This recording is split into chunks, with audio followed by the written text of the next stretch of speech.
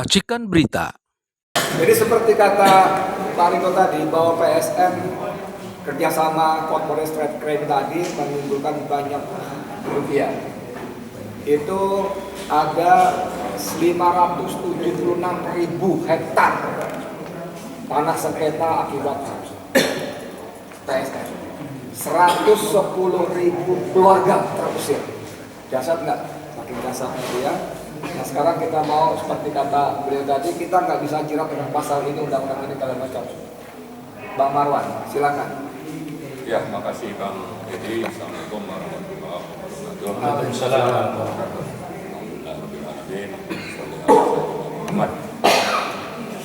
Memang setelah Jokowi berkuasa, maka level kejahatan ya state corporate crimes itu meningkat. Ini catatan pertama kita.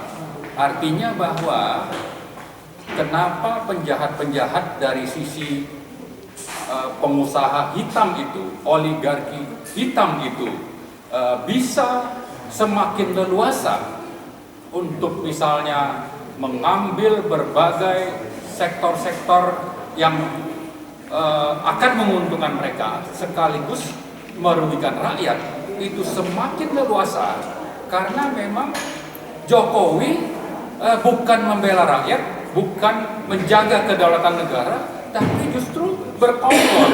Itu hal kedua.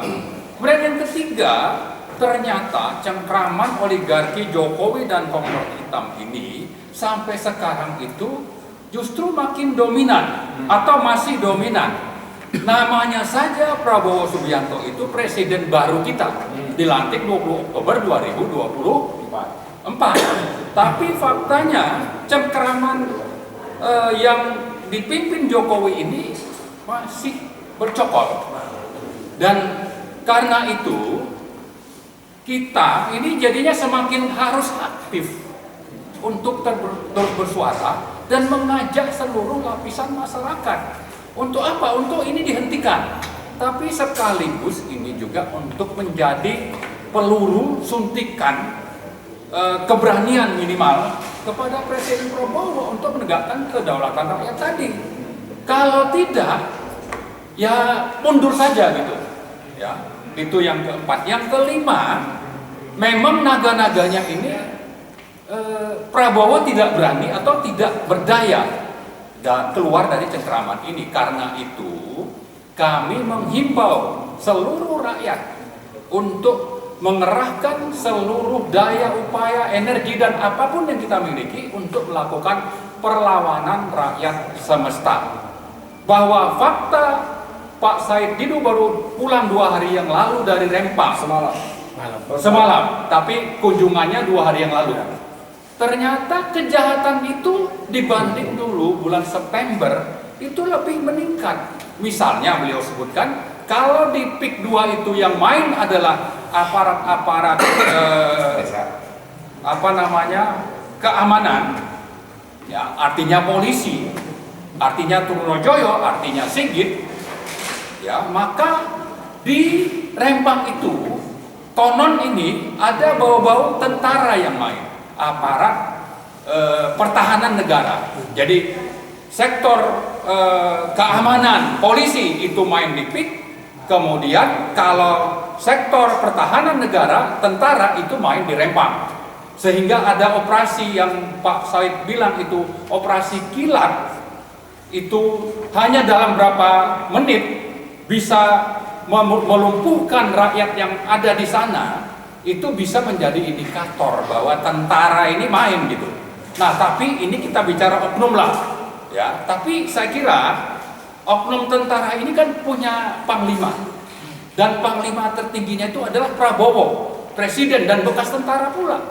Ini Pak Prabowo harus tunjukkan bahwa dia presiden, dia panglima tertinggi, maka tertibkan ini dan bela rakyat di Rempang misalnya. Nah itu hal yang kelima. Yang terakhir saya kira, setelah menghimbau, mari kita susun strategi bagaimana supaya perlawanan rakyat semesta ini bisa menghasilkan sesuatu yang signifikan.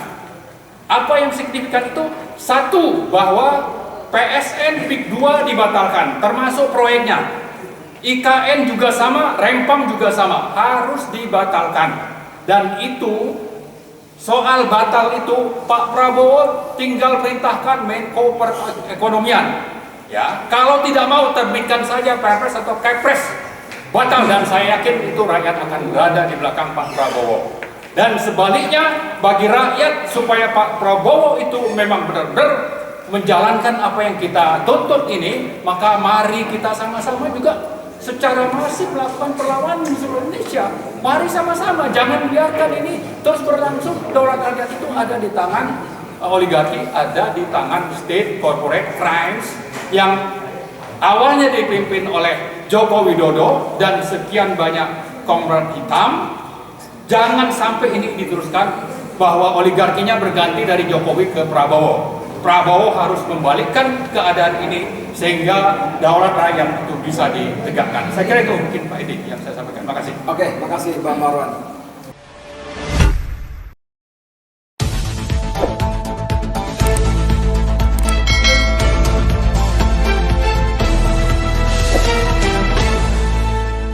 Racikan Berita